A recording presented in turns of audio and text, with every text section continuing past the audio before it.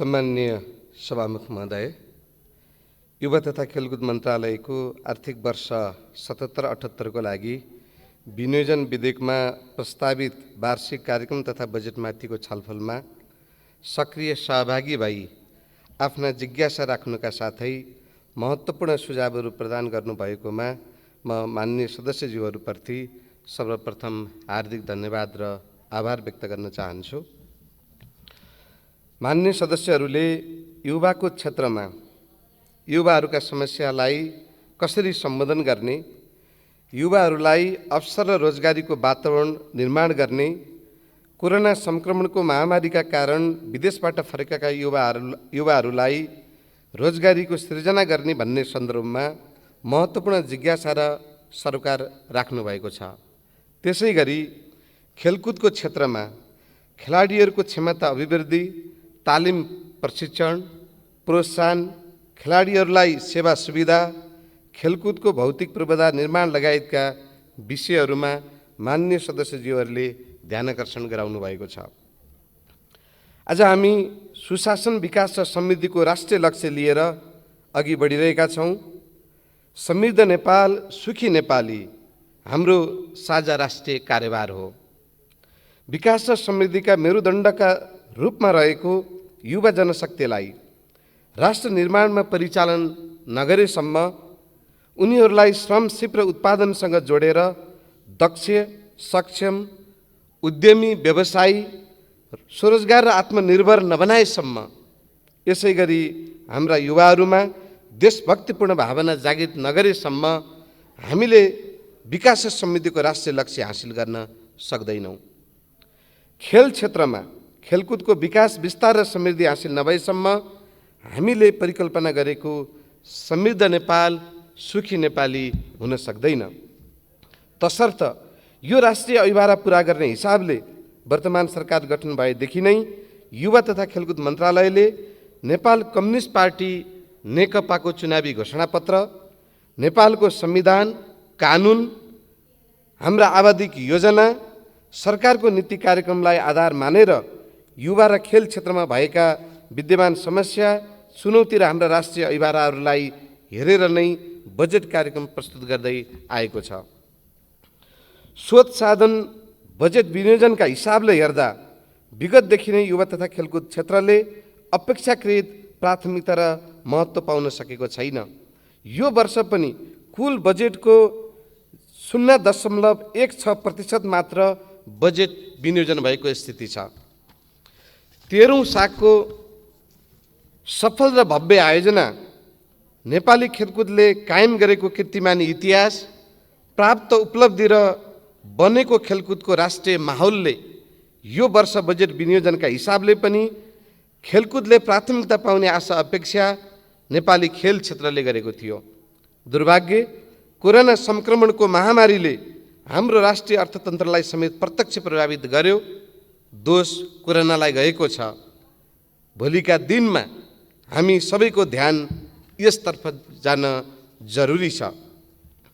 Budget न्यून भए पनि कार्यक्रम र बजेट शीर्षकका हिसाबले प्रस्तावित कार्यक्रम युवा र खेल क्षेत्रमा देखिएका समस्या र चुनौतीलाई सम्बोधन गर्न, यस क्षेत्रको विकास, विस्तार र समृद्धिका लागि रोडम्याप हुनेछ, यसले दिशानिर्देश गर्नेछ, यो विश्वास हामीले लिएका छौँ।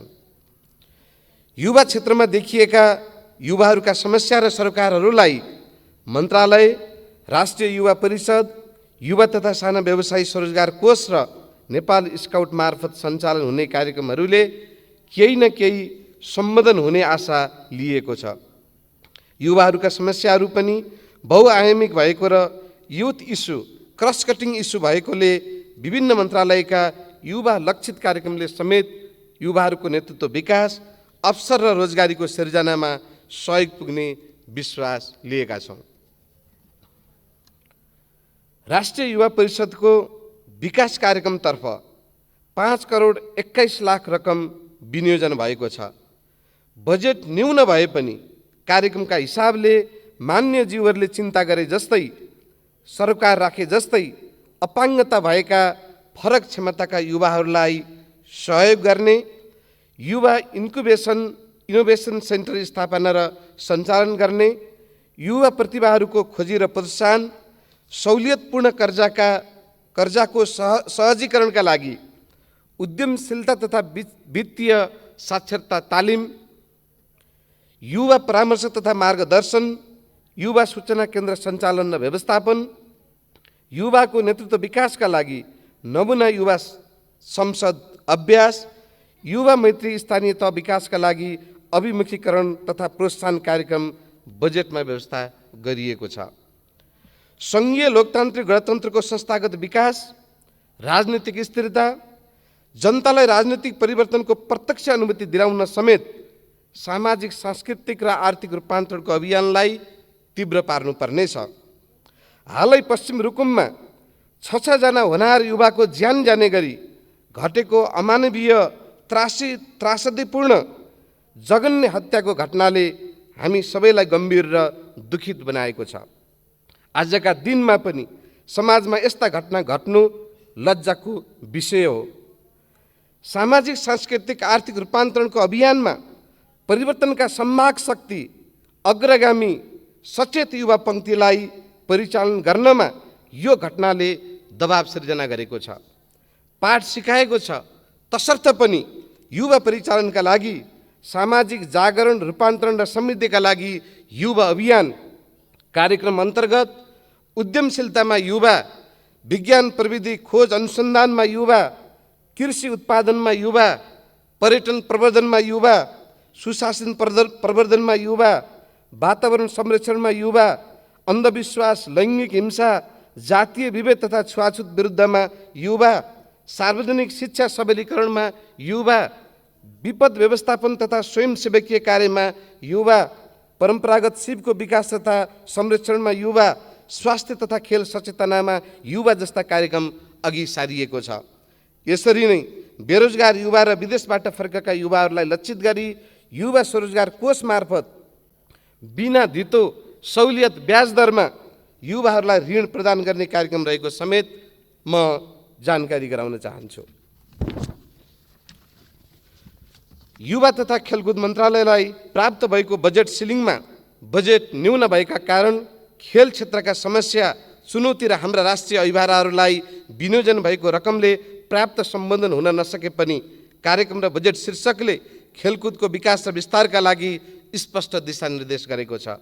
यो महसुस हामी सबैले गरेका छौँ। यसरी नै खेल क्षेत्रमा खेलकुदको विकास र खेलाडीहरूको क्षमता अभिवृद्धिको लागि खेलाडीलाई तालिम प्रशिक्षणको कार्यक्रम रहेको छ। विभिन्न खेलका प्रतियोगिताहरू, खेलाडीलाई आवश्यक खेल सामग्रीको लागि बजेट व्यवस्था गरिएको छ। खेलको विकासमा खेल सङ्घहरूको नेतृत्वदायी भूमिका हुन्छ। खेल सङ्घहरूलाई प्रोत्साहित गर्न थोरै भए पनि बजेटको व्यवस्था गरिएको छ। खेलाडीहरूलाई सेवा, सुविधा र प्रोत्साहनको व्यवस्था गर्नु राज्यको दायित्व हो। खेलाडीको परिचय पत्र, खेल्दा हुने सम्भावित दुर्घटनालाई लिएर दुर्घटना बिमा, स्वास्थ्य बिमा, जीवन बिमाका लागि बजेट व्यवस्था गरिएको छ। खेलकुदको माध्यमबाट राष्ट्रको सान, मान र प्रतिष्ठा बढाउन योगदान पुर्याउने खेलाडीलाई संरक्षण र प्रोत्साहन र सम्मान गर्नु राज्यको कर्तव्य हो। वर्तमान सरकार गठन भएपछिको पहिलो आर्थिक वर्ष 75-76 को श्रावणदेखि नै ओलम्पिकमा सहभागी भएका नेपाली ओलम्पियन खेलाडीहरूलाई मासिक 3000 का दरले सम्मान भत्ता दिने व्यवस्था सुरु गरिएको थियो। चालु आर्थिक वर्षको श्रावणदेखि 1000 वृद्धि गरी मासिक 4000 का दरले राष्ट्रिय खेलकुद परिषदबाट खेलाडीहरूलाई सम्मान भत्ता प्रदान गरिँदै आइएको छ। यसरी नै अन्तर्राष्ट्रिय औपचारिक खेलकुद प्रतियोगितामा स्वर्ण पदक विजेता खेलाडीलाई मासिक 6000 का दरले सम्मान भत्ता उपलब्ध गराउँदै आइएको छ भने आगामी 77-78 को श्रावणदेखि 13औं साग गेममा स्वर्ण पदक विजेता खेलाडीहरूलाई समेत कार्यविधि तयार गरी मासिक 6000 का दरले सम्मान भत्ता उपलब्ध गराउने बजेटको व्यवस्था मिलाइएको छ। बजेटको अभावमा थोरै भए पनि राष्ट्रिय खेल भलिबल प्रतियोगिता र लोकप्रिय खेल फुटबलका विभिन्न गोल्ड कपहरू लगायतका विभिन्न खेलका प्रतियोगिताहरूलाई प्रोत्साहित गर्न बजेटको व्यवस्था गरिएको छ। यसै वर्षको फागुनमा गण्डकी प्रदेशमा आयोजना हुने पूर्व निर्धारित 13औं राष्ट्रिय खेलकुद प्रतियोगिता समयमा गर्नका लागि बजेटको प्रबन्ध भएको छ। कोरोनाको संक्रमणको महामारीको जोखिम न्यूनीकरण भएमा नवौं राष्ट्रिय खेलकुद प्रतियोगिता समयमा आयोजना हुनेछ। खेलकुदका भौतिक पूर्वाधार निर्माणमा धेरै मान्य जीवहरूको गम्भीर चासो रुचि देखिनु निकै खुसीको कुरा हो। यसले खेलकुदको विकासमा ठुलो सहयोग पुग्ने विश्वास लिएको छु। महत्त्वपूर्ण सुझाव सल्लाहको साथै केही मान्य जीवहरूको केही गुनासो पनि देखिएको छ। म मान्य जीवहरूलाई सम्मान्य सभामुखज्यू मार्फत तथ्यसहित स्पष्ट पार्न चाहन्छु। बजेट निर्माण गर्दा कुनै जिल्ला वा क्षेत्र केन्द्रित गरिएको छैन। उच्च जिम्मेवारी बोध र आदर्शका साथ सिङ्गो देशलाई अगाडि राखेर खेलकुदको विकास विस्तार र समृद्धिका लागि खेल क्षेत्रमा भएका समस्या र चुनौतीलाई सम्बोधन गर्ने गरी आवश्यकता र औचित्यताका आधारमा निश्चित नीति र मापदण्ड तय गरी 7वटै प्रदेशमा खेलकुदका आधारभूत भौतिक संरचना निर्माण गर्ने नीति र योजनाका साथ पूर्वाधार निर्माणमा जोड दिएको छ, जुन बजेट शीर्षकले स्पष्ट गरेकै छ। बजेट निर्माण प्रक्रियामा सम्बन्धित मन्त्रालयका मन्त्रीहरूको भूमिका, सीमा र बाध्यतालाई सबै मान्य सदस्यज्यूहरूले बुझ्नु भएकै छ। यो आशा पनि मैले गर्न चाहन्छु। पूर्वाधार निर्माणतर्फ जम्मा बजेट 58 करोड 19 लाख विनियोजन भएको छ। त्यसमध्ये 40 करोड स्थानीय तहमा खेल ग्राम निर्माणका लागि छ। खेल ग्राम बाहेक पूर्वाधार निर्माणमा जम्मा 18 करोड 98 लाख मात्रै छ। यही 18 करोड 98 लाखबाट मन्त्रालयले विगतका वर्षहरूमा सुरु भएका 8औं राष्ट्रिय खेलकुदका निर्माणाधीन प्रदेश नम्बर 5 का पूर्वाधार सम्पन्न गर्न, 13औं साग खेलकुदका निर्माणाधीन काठमाडौँ र पोखराका पूर्वाधार सम्पन्न गर्न, आगामी फागुनमा गण्डकी प्रदेशमा आयोजना हुने नवौं राष्ट्रिय खेलकुद प्रतियोगिताका लागि गण्डकी प्रदेशका विभिन्न 11वटा जिल्लामा भौतिक संरचना निर्माण गर्न, तुलनात्मक रूपमा कर्णाली प्रदेशमा खेलकुदका भौतिक संरचना शून्य प्राय देखिन्छ। तसर्थ मन्त्रालयले पूर्वाधार निर्माणमा कर्णाली प्रदेश र प्रदेश नम्बर 2 समेतलाई प्राथमिकतामा राखेको छ। ती प्रदेशमा सुरु गरिएका निर्माणाधीन योजनालाई निरन्तरता दिनका लागि पनि हामीले त्यही 18 करोड 19 लाखबाट नै सोच्नुपर्ने त्यो चुनौती, त्यो बाध्यता हाम्रो बिचमा छ। यसै गरी देशभर विगतमा सुरु भएका 14वटा रङ्गशाला निर्माणका कामलाई निरन्तरता दिन काठमाडौँको मूलपानी लगायतका देशका विभिन्न जिल्लामा विगतदेखि नै निर्माण कार्य सुरु भएका निर्माणाधीन 9वटा क्रिकेट रङ्गशालाको निर्माण कार्यलाई निरन्तरता दिन, देशका विभिन्न ठाउँमा विगतका वर्षहरूमा निर्माण सुरु भएका निर्माणाधीन कबड-हलहरूको निर्माणको कार्यलाई निरन्तरता दिन, 7वटै प्रदेशमा निर्माणाधीन अन्तर्राष्ट्रिय स्तरको सुविधायुक्त प्रादेशिक रङ्गशाला निर्माणका कामलाई जारी राख्न, खेलकुद एकाडेमी तथा ट्रेनिङ सेन्टर निर्माण गर्न, देशभरिका भइरहेका कबड-हल र रङ्गशालाको मर्मसम्भार गर्न, राष्ट्रिय खेलकुद परिषदको प्रशासनिक भवन निर्माण लगायतका कार्य गर्न, यी सबै काम गर्नका लागि मन्त्रालयका सामु चुनौती, बाध्यता र अभिभारा रहेको छ।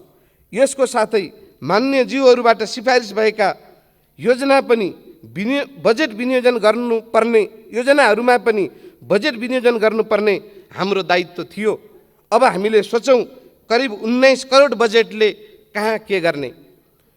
यो सीमा र बाध्यताका बीच युवा तथा खेलकुद मन्त्रालयबाट आर्थिक वर्ष 77-78 का लागि एउटा पनि नयाँ थप योजना समावेश गरिएको छैन। भइरहेका योजनाहरूको निरन्तरताका लागि शीर्षक बचाउने हिसाबले औसतमा 10 लाखका दरले ती शीर्षकमा बजेट राखिएको हो। कोरोना संक्रमणको महामारीलाई परास्त गरेपछि स्रोत साधन परिचालनको हाम्रो क्षमतामा आएको परिवर्तनसँगै पूर्वाधार निर्माणले गति लिने, खेलकुद पूर्वाधार निर्माणले प्राथमिकता पाउने यो आशा विश्वास हामीले लिएका छौँ। सम्माननीय सभामुख महोदय, कतिपय मान्यज्यूहरूले सबै क्षेत्रको सन्तुलित विकास र समान प्राथमिकताको सान्दर्भिक विषय उठाउनु भएको छ। यो विचारको स्वागत र सम्मान गर्न चाहन्छु। हामीले सिङ्गो देशलाई अगाडि राखेर सबै समुदायका जनतालाई हेरेर त्यसमा पनि पछाडि परेको क्षेत्र र विपन्न वर्ग समुदायका नागरिकलाई हेरेर त्यसै अनुरूप नीति मापदण्ड र प्राथमिकता निर्धारण गरिनुपर्छ। दबाब, लबिङ र पहुँचको आधारमा योजना छनौट गरिनुहुन्न। यही मान्यताबाट निर्देशित भएर युवा तथा खेलकुद मन्त्रालयले पूर्वाधार निर्माणको निम्न अनुसारको नीति लिएको छ। प्रादेशिक रङ्गशाला, हामीले 7वटै प्रदेशमा आधुनिक सुविधा सम्पन्न एक वटा रङ्गशाला निर्माण गर्ने योजना अगाडि सारेका छौँ। यो कुरा नेपाल कम्युनिस्ट पार्टी नेकपाको चुनावी घोषणापत्रमा समेत उल्लेख भएको नेकपाको सङ्कल्प पनि हो। सोही बमोजिम प्रदेश नम्बर 1 को इटरी रङ्गशालालाई स्तर उन्नति गरी प्रादेशिक रङ्गशाला बनाउने गरी काम भइरहेको छ। प्रदेश नम्बर 2 को जनकपुर धाममा राम जानकी खेल मैदानमा प्रादेशिक रङ्गशाला बनाउने गरी निर्माण कार्य आरम्भ भएको छ भने पर्सा वीरगञ्जको नारायणी रङ्गशालाको पुनर्निर्माण र स्तर उन्नति गर्ने कार्यलाई पनि प्राथमिकतामा राखिएको छ। प्रदेश नम्बर 3 को काठमाडौँ ललितपुरमा भएका संरचनाहरूलाई अन्तर्राष्ट्रिय स्तरका संरचनामा स्तर उन्नति गरी भर्खर साग गेम सम्पन्न भइसकेको हामी सबैलाई जानकारी छँदैछ। यसरी नै गण्डकी प्रदेशको पोखरा रङ्गशालालाई नै प्रादेशिक रङ्गशालामा स्तर उन्नति गरी भर्खर साग गेमका केही खेल सञ्चालन भएको थियो भने बाँकी काम पनि सम्पन्न हुने चरणमा रहेको छ। प्रदेश नम्बर 5 मा गएको वर्ष 8औं राष्ट्रिय खेलकुद प्रतियोगिता आयोजना हुँदा भैरवा, बुटवल, दाङ, बाँके, बर्दियामा खेलकुदका नयाँ संरचना निर्माण गर्ने, भइरहेको संरचनाको स्तर उन्नति गर्ने तथा नेपालगञ्जको रङ्गशालालाई प्रादेशिक रङ्गशालामा स्तर उन्नति गरिएको छ। प्रदेश नम्बर 6 मा सुर्खेतमा प्रादेशिक रङ्गशाला निर्माण गर्ने गरी प्रक्रिया अगाडि बढाइसकिएको छ। प्रदेश नम्बर 7 मा कैलाली, धनगढी रङ्गशालालाई नै स्तर उन्नति गर्ने गरी हरेक वर्ष बजेट विनियोजन भएर काम भइरहेको छ। स्थानीय तहमा खेलग्राम, दबाब, लबिङ र पहुँचको आधारमा योजना छनौट भोलि पनि नहोस् भनेर एउटा पद्धति बसाल्ने हिसाबले मन्त्री परिषदबाटै स्थानीय तह खेल पूर्वाधार निर्माण कार्यविधि स्वीकृत गरेर सोही बमोजिम दीर्घकालीन महत्त्वका खेलकुदका पूर्वाधार 753वटै स्थानीय तहमा क्रमशः निर्माण हुन सकोस् भनेर एक स्थानीय तह एक खेलग्रामको नीति अगाडि सारेर मन्त्रालयले कार्य थालनी गरिसकेको छ। चालु आर्थिक वर्षमा देशका 7वटै प्रदेशका 84वटा पालिका छनौट भई 50 लाखका दरले सम्बन्धित पालिकाको खातामा सोझै रकम निकास भई हाल काम भइरहेको छ। आगामी 77-78 का लागि पनि यो शीर्षकमा 40 करोड रकम विनियोजन भएको छ। यही रकमबाट छनौट भई निर्माण कार्य सुरु भइरहेका योजनालाई कसरी निरन्तरता दिने र बाँकी रहेका पालिकाहरू मध्येबाट केही नयाँ पालिकाहरूलाई समेत कसरी थप गर्दै जाने भन्ने चुनौती हाम्रा सामु छ। यही शीर्षकको बजेटबाट मान्य ज्यूहरूले माग सिफारिस गरेको योजनाहरू पनि समावेश हुँदै जानेछन्, यो विश्वास दिलाउन चाहन्छु। यहीँनेर म सम्माननीय सभामुखज्यू मार्फत अनुरोध गर्न चाहन्छु, अहिले स्रोत साधनको सीमाले गर्दा पालिका तहमा समेत खेलग्राम निर्माण गर्न सबै पालिकामा सुरु गर्न सकेका छैनौँ। निर्माणाधीन योजना समेत अल्पत्र हुने स्थिति छ। यस्ता अवस्थामा हरेक गाउँ, वडा, टोलमा पूर्वाधार निर्माण गर्ने गरी नयाँ योजना कसरी थप गर्न सक्छौँ? मान्यज्यूहरूले आफ्नो लेटर प्याडमा सिफारिस गरी पठाउनुभएका योजनाहरू परेनन् भनेर गुनासो गर्नु भएको छ। वर्तमान परिस्थितिमा तत्काल यो सबै कसरी सम्भव होला, हामी सबैले छलफल गरौँ। बिना भेदभाव सबै जिल्ला र 753वटै स्थानीय तहमा खेलग्राम बनाउने कामलाई योजनाबद्ध र प्राथमिकताका साथ अघि बढाउँ। खेलग्राम निर्माणका लागि पालिका छनौट गर्ने कामलाई पनि मन्त्रालयले पारदर्शी गरेको छ। कार्यविधि अनुसार स्थानीय तहसँग आवेदनको माग हुन्छ। कार्यविधि अनुसार नै प्रक्रिया पुगेर आएका पालिकाहरू मध्येमा बजेटको सीमाभित्र सकभर कुनै जिल्ला नछुट्ने गरी छनौट गरिएको छ। यसरी छनौट गर्दा मान्यज्यूहरूको सिफारिसलाई कार्यविधिले नै अनिवार्य गरेको छ। कार्यविधि अनुसार सम्बन्धित पालिकाबाट आवेदन नभएको स्थितिमा मान्यज्यूहरूबाट लेटर प्याडमा सिफारिस माग भएको आधारमा मात्रै योजना छनौट हुन सक्दैन।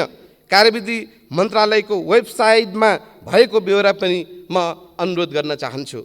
राष्ट्रिय खेलकुद प्रतियोगिता, हरेक 2-2 वर्षमा हुनुपर्ने राष्ट्रिय खेलकुद प्रतियोगिता विगतमा दशकौं वर्ष आयोजना नहुने यो दुःखद परिस्थिति नेपालको खेलकुद क्षेत्रले बेहोरेको देखिन्छ।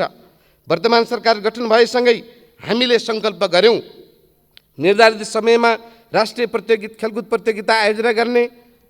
दृढ इच्छा शक्तिका साथ काम गरेका कारण कठिन चुनौती र प्रतिकूलताका बीच छोटो समयमा प्रदेश नम्बर 5 का विभिन्न जिल्लामा नयाँ भौतिक पूर्वाधार निर्माण गरी नेपालगञ्जको रङ्गशाला 6-7 महिनाभित्रै तयार गरी 8औं राष्ट्रिय खेलकुद प्रतियोगिता निर्धारित समयमा नै गत वर्षको वैशाखमा नेपालगञ्जमा आयोजना गरिएको थियो। राष्ट्रिय प्रतियोगिता हरेक 2 वर्षमा आयोजना हुन सकोस्, प्रतियोगिता 7वटै प्रदेशमा सक्रिय प्रणालीमा पालो गरी आयोजना गर्ने र जुन प्रदेशमा राष्ट्रिय प्रतियोगिता आयोजना हुन्छ सोही प्रदेशमा प्रतियोगिताका लागि चाहिने पूर्वाधार पनि निर्माण गर्दै जाने। यसो गर्दा राज्यलाई एकैचोटि आर्थिक भार पनि नपर्ने, क्रमशः 7वटै प्रदेशमा प्रतियोगिता आयोजना हुँदा खेलकुदका आधारभूत पूर्वाधार पनि निर्माण हुँदै जाने। दीर्घकालीन हिसाबले नेपाली खेलकुदमा देखिएको पूर्वाधारको समस्या पनि हल हुँदै जाने।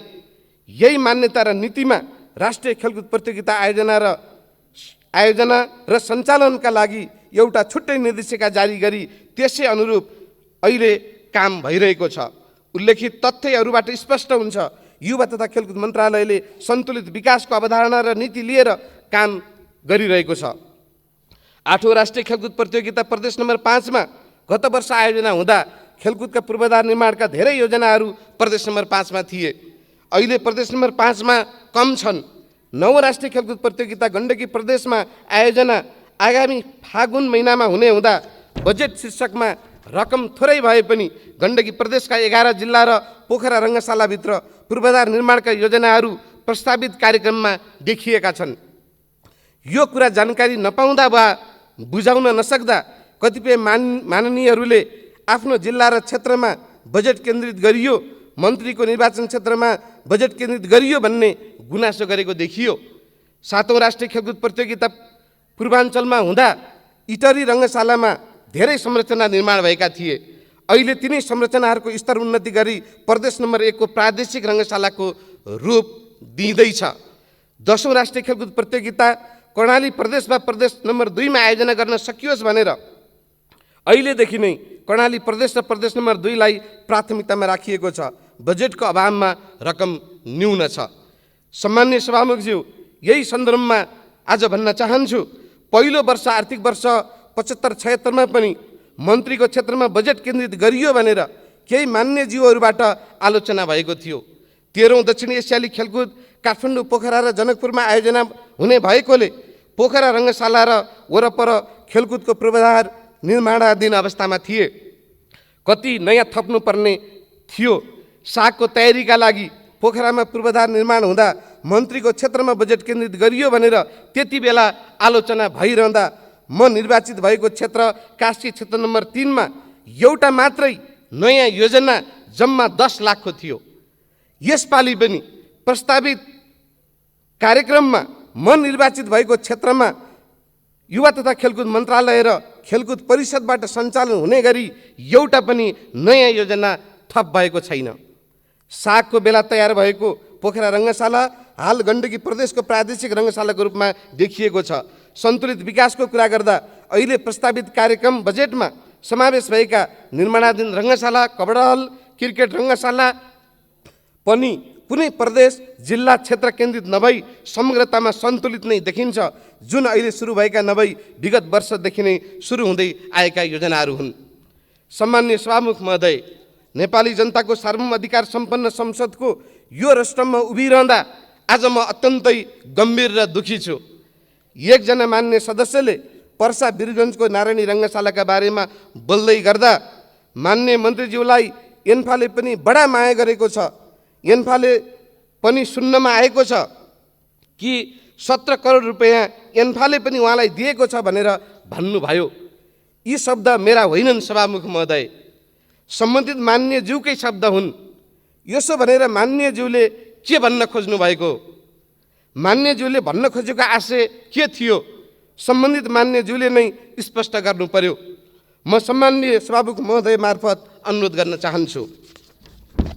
सम्माननीय सभामुखज्यू, यदि सम्बन्धित मान्यज्यूले जुन शब्दमा बोल्नु भएको छ, जे भन्नु भएको छ, भनेको त्यही हो भने यो विषय गम्भीर छ। यसले मलाई धेरै नै दुखी तुल्याएको छ। उहाँले जुन शब्द उच्चारण गर्नुभएको छ, जुन शब्दमा आफ्नो अभिव्यक्ति दिनुभएको छ, उहाँले भन्न खोजेको त्यही हो भने त्यसलाई पुष्टि गर्न, प्रमाणित गरेर देखाउन म चुनौती दिन्छु। उहाँको आशय अर्कै थियो भने के थियो स्पष्ट गर्नु पर्यो सभामुख महोदय।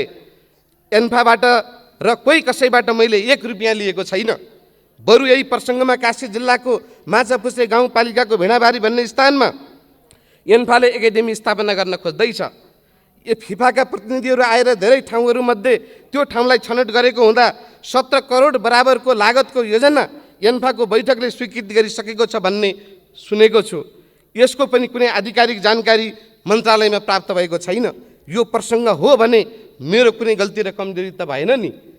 निष्ठा र इमानका साथ आफ्नो परिवारसित जिम्मेवारी पुरा गर्न दिनरात आफ्नो क्षमताले भ्याएसम्म कठिन मेहनत गरिरहने, कुनै मिडियामा चर्चा र प्रचार भन्दा पनि काममा केन्द्रित हुने, सके धेरै र राम्रो गर्ने, केही गर्न सकिएन भने पनि निष्ठा र इमानमा आफ्नो बाल्यकालदेखिको छविलाई शक्तिशाल तुल्याउने सङ्कल्प लिएर काम गरिरहेको मान्छेले यस्तो आरोप सुन्नु पर्दा म धेरै दुखी छु। सार्वजनिक जिम्मेवारीमा रहेको व्यक्तिको सार्वजनिक जीवन मात्रै हुँदैन, निजी जीवन पनि हुन्छ। सार्वजनिक जिम्मेवारीमा रहेकै आधारमा व्यक्तिको इज्जत प्रतिष्ठा वर्षौँदेखि कठिन र मेहनतपूर्ण तर तवरले निर्माण गरेको व्यक्तिको निष्ठा र इमान र छविलाई बिना आधार प्रमाण कसैले धमिल्याउन पाइँदैन। सभामुख महोदय, सम्बन्धित मान्यज्यूलाई स्पष्ट गर्न लगाइयोस्, बिना आधार प्रमाणको लाञ्छनापूर्ण अभिव्यक्ति रेकर्डबाट हटाउन उपयुक्त हुन्छ भन्ने ठानेको छु। सभामुख महोदय, म यो अनुरोध गर्न चाहन्छु। उहाँ मान्यज्यूले ठिकै भन्नुभएको छ। एन्फाले मलाई बडो माया गर्छ। एन्फाले मात्रै होइन सभामुख महोदय, खेल क्षेत्रमा सबै खेल सङ्घहरूले मलाई माया गर्छन्। खेल क्षेत्रका अग्रजहरू, खेलाडीहरू, खेलकुदका कर्मचारी, पदाधिकारीहरू, खेल पत्रकारहरू सबैले माया गर्छन्। मैले यही महसुस गरेको छु। खेल क्षेत्रका धेरैले टिप्पणी गरेको पनि सुनेको छु। मैले युवा तथा खेलकुद मन्त्रालयको जिम्मेवारी सम्हाले यता 1 दशकभन्दा अघिदेखि समाधान हुन नसकेको काठमाडौँको मूलपानीको अन्तर्राष्ट्रिय रङ्गशालाको जग्गा सम्बन्धी समस्या विवाद मैले जिम्मेवारी सम्हालेको 3 महिनाभित्रै समाधान भई हाल रङ्गशाला निर्माणको कार्य अगाडि बढेको छ। आइसिसीद्वारा क्यानमाथि लागेको निलम्बन फुकुवा भएको छ। क्यानको साधारण सभा निर्वाचन सम्पन्न भई लोकतान्त्रिक विधि प्रक्रिया मार्फत नयाँ नेतृत्व निर्माण भई क्रिकेटको विकासको वातावरण बन्दै गएको छ। धेरै खेल सङ्घहरूमा देखिएका विवाद समाधान भएको छ। खेल क्षेत्र खेलकुदको विकासमा एकताबद्ध भएको छ। विगतको खेलकुदमा हुने राजनीतिकरण अन्त्य भएको छ, जसको प्रतिफल साग गेममा नेपालले ऐतिहासिक सफलता प्राप्त गरेको छ। लामो समयदेखि विवाद रहेको ओलम्पिकको विवाद समाधान भएको छ। खेलाडीको सेवा सुविधाको प्रबन्ध र प्रोत्साहनले खेलाडीहरूलाई उत्साहित तुल्याएको छ। खेल क्षेत्रमा लोकतान्त्रिक विधि प्रक्रिया, पारदर्शिता, निष्पक्षता, योग्यता र प्रतिस्पर्धी क्षमताको कदर हुने वातावरण बन्दै गएको छ। खेल क्षेत्रमा विकास र विस्तारलाई दिशानिर्देश गर्ने गरी समय अनुकूलको नयाँ ऐन संसदबाट पारित भइसकेको छ। खेल सङ्घहरू स्वायत्त र स्वतन्त्र संस्थाको रूपमा मजबुत भएका छन्। धेरै अन्तर्राष्ट्रिय पदकहरू जित्न नेपाली खेलाडीहरूले सफलता प्राप्त गरेका छन्। खेलकुदका भौतिक पूर्वाधार निर्माणको काम देशभर उत्साहजनक हिसाबले भइरहेको छ। यी त केही नमुना मात्र हुन् सभामुख महोदय। सायद यो सुधार र परिवर्तनले होला, मेरो निष्ठा, इमान र मेहनत देखेर होला खेल क्षेत्रमा धेरै साथीहरूले मलाई माया गर्नुभएको छ। गत वर्ष मान्यज्यूले पनि माया गर्नुभएको थियो। नारायणी रङ्गशालालाई बजेट पारेको भनेर यही संसदमा धन्यवाद पनि दिनुभएको थियो। नारायणी रङ्गशालामा म आफै उपस्थित भएर निर्माण कार्य शुभारम्भ गरेर आएको थिएँ। यो वर्ष पनि अरू योजनामा 10 लाख विनियोजन भइरहँदा नारायणी रङ्गशालालाई 50-50 लाख गरी 1 करोड विनियोजन भएको छ। यो प्रदेश नम्बर 2 को देशकै पुरानो रङ्गशाला मध्येको एक रङ्गशाला भएको कारण मन्त्रालयले यो रङ्गशालालाई प्राथमिकतामा राखेको हो। मान्यज्यूको माया म प्रति अहिले पनि कायम छ, यो मेरो विश्वास हो। मान्यज्यूको सुझावलाई म सम्मान पनि गर्न चाहन्छु। जहाँसम्म एन्फा अध्यक्ष कर्मा छिरिङले के भन्नुभयो भन्ने प्रसङ्ग छ, त्यो कुरा मेरो जानकारीमा छैन। उहाँले कहाँ के अन्तर्वार्ता दिनुभयो, के भन्नुभयो मलाई थाहा छैन। कताको कुरा ल्याएर मन्त्रीलाई विवादमा तान्नु खोज्नु यो उचित हुन सक्दैन। खेलकुदको क्षेत्रमा राम्रो काम गर्नेलाई प्रोत्साहित गर्ने, खेलकुदको हित विपरीत नराम्रो गर्ने नियम कानुन विपरीत कार्य गर्ने, अनियमितता भ्रष्टाचार गर्नेलाई कुनै छुट नदिने, प्रमाणका आधारमा नियम कानुन बमोजिम दण्डित गर्ने, कारबाही गर्ने कुरामा कहीँ कमी भएको छैन, कमी गरिने पनि छैन। व्यक्तिको अनुहार हेरेर युवा तथा खेलकुद मन्त्रालयमा कुनै काम हुँदैन र भएको पनि छैन। सम्माननीय सभामुख महोदय, अन्त्यमा मान्य ज्यूहरूबाट प्राप्त सुझाव सल्लाहलाई आत्मसात गर्दै आर्थिक वर्ष 77-78 को विनियोजित वार्षिक कार्यक्रम बजेटलाई पारदर्शी एवं प्रभावकारी ढङ्गले कार्यान्वयन गर्ने गराइने कुरा म सम्माननीय सभामुख महोदय मार्फत सबै मान्य सदस्यज्यूहरूलाई आश्वस्त तुल्याउन चाहन्छु र खर्च कटौतीको प्रस्तावक मान्य ज्यूहरूलाई आफ्नो खर्च कटौतीको प्रस्ताव फिर्ता लिइदिनु हुन र सम्पूर्ण मान्य ज्यूहरूलाई प्रस्तावित कार्यक्रम पारित गरिदिनु हुन विनम्रतापूर्वक अनुरोध गर्दछु। धन्यवाद। मान्य सदस्यहरू, उक्त जवाबका सम्बन्धमा स्पष्टीकरण माग गर्न चाहनुहुने मान्य सदस्यहरूको नाम प्राप्त हुन आएको छ। स्पष्टीकरण माग गर्न चाहनुहुने मान्य सदस्यहरूलाई 1 मिनटको समय निर्धारण गरेको छु। सर्वप्रथम मान्य श्री रङ्गमती शाही।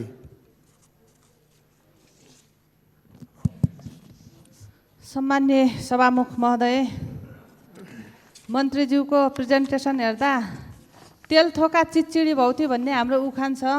बजेट थोरै रहेछ, कार्यक्रम चाहिँ धेरै लिएर आउनु भएको रहेछ। अब यो बजेटले मलाई लाग्यो यो खेलाडी र प्रशिक्षकलाई मनोबल बढाउन यो बजेटले भेटाउँछ कि भेटाउँदैन। राष्ट्रिय स्तरका खेलाडीहरूलाई उनीहरूको भविष्य ग्यारेन्टी गर्नका लागि कुन किसिमको रोजगारी सिर्जना गर्ने भन्ने कुरा यो बजेटले भ्याउँछ कि भ्याउँदैन। प्रत्येक जिल्लामा राष्ट्रिय खेलकुदको आयोजना गराउन सक्ने क्षमताको एउटा रङ्गशाला बनाउनका लागि यो बजेटले भ्याउँछ कि भ्याउँदैन स्पष्ट हुन चाहन्छु। धन्यवाद। मान्य श्री प्रेम सुवाल।